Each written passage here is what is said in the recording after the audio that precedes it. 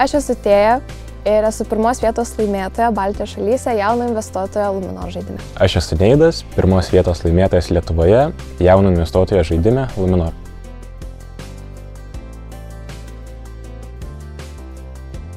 Ne pirmą kartą dalyvaujam ir praeitais metais buvom visai netoli nuo laimėjimo, tai manau tas paskatino, nes norėjusi vis dėlto laimėti ir dar kartą pabandyti padalyvauti. Pat neatsispyrėm galimybę išsibandyti savo jėgas akcijų rinkose, nepatiriant jokios neigiamų pasiekmių nepatiriant.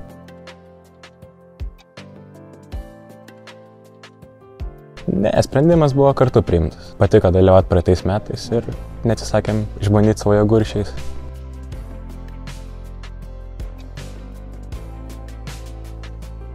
Na, bent jau aš tai kažkaip iš anksto labai nesirašiau, tiesiog iš praeitų metų žaidimo kažkiek žinojau, bet šiaip kažkokio išankstinio pasiruošimo būtent šitam žaidimui tai neturėjau. Man taip pat, aš irgi tik pagrindus investavimo žinau, bet nieko giliau, jokios analizės specialiai žaidimui prieš tai netlikinėjom.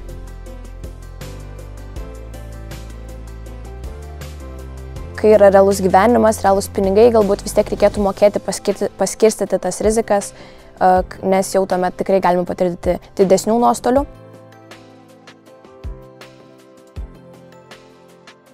Man atrodo, mes pagrindė žiūrėjom tos investuotojų forumus ir ten daugiausiai idėjų ir minčių iš ten gavom. Taip pat šiek tiek teko pasikonsultuoti su draugu, kuris labiau išmano apie investavimą. Tiek jis davė vertingų patarimų.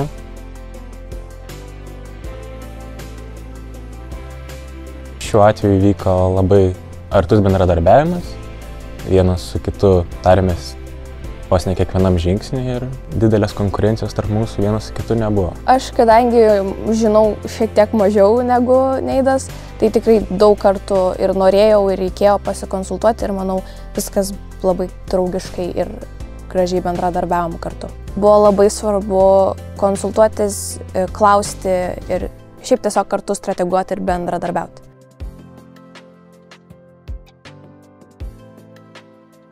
Manau, rizikos tolerancija pas mus abis buvo labai panaši, bet iš charakterio savybių tai turbūt kantrumas buvo, neskubėti atlikti impulsyvių sprendimų.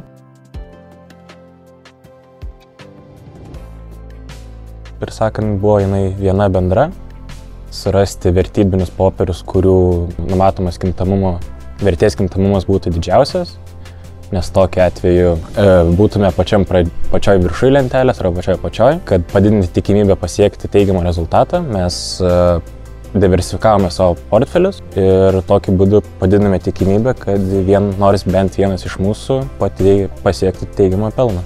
Stengiamės laikyti tos pačios ir nors gal kartais norėjom kažką kitaip daryti, vis tiek grįžome ir likome prie to paties.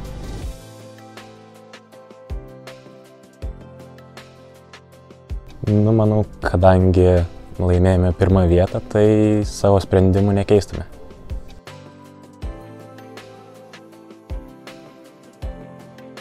Jo, tai gal tiek, kad pavyko labai daug atsiplėšti nuo kitų dalyvių. Jau, man rodos, į pabaigą antro mėnesio, kai ėjo, stebėjome, kad esam užsitvirtinę. Jo, kad pavyko užfiksuoti tą didelį pelną.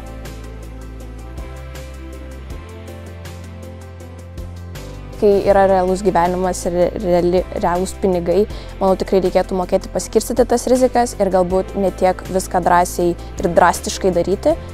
Ir manau, būtent tą ir išsinešiu ir daug patirties apie patį investavimą ir kaip reikėtų visą tai daryti. Bet čia galima save labai gerai išbandyti toj srity. Taip, manau, tai puikiai pastebėjome, kaip tuometinė padėtis pasaulyje, tiek politinė, tiek ekonominė, gali daryti įtaką akcijų kainoms ir kaip jas gali paveikti žmonių portfelius.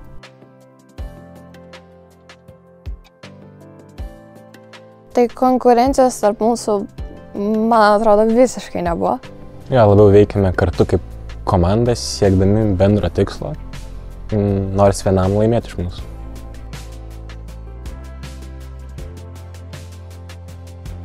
Ir manau, įgyjus pakankamai žinių ir informacijos, manau, tikrai neatsisakysim šios galimybės.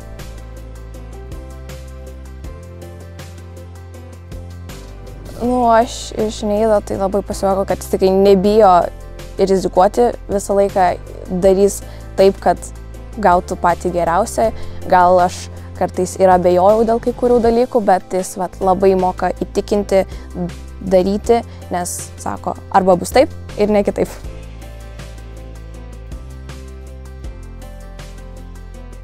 Nedaryti skubotų sprendimų ir netlikus detalios analizės ir nesupratus, ką tu iš tikro darai, nedaryti investicijų ten, kur nereikėtų. Svarbiausia, nebijoti klysti ir išbandyti save visur, kur tik įmanoma.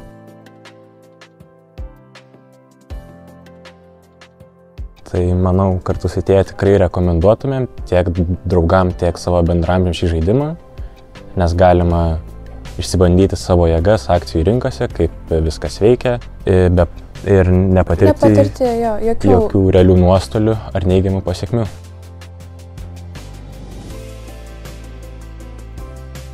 Tai manau tikrai, kad šiais metais neatsisakysime dar kartą galimybės sudalyvauti šitame žaidime. Tai tikrai labai puikus dalykas kitaip save išbandyti.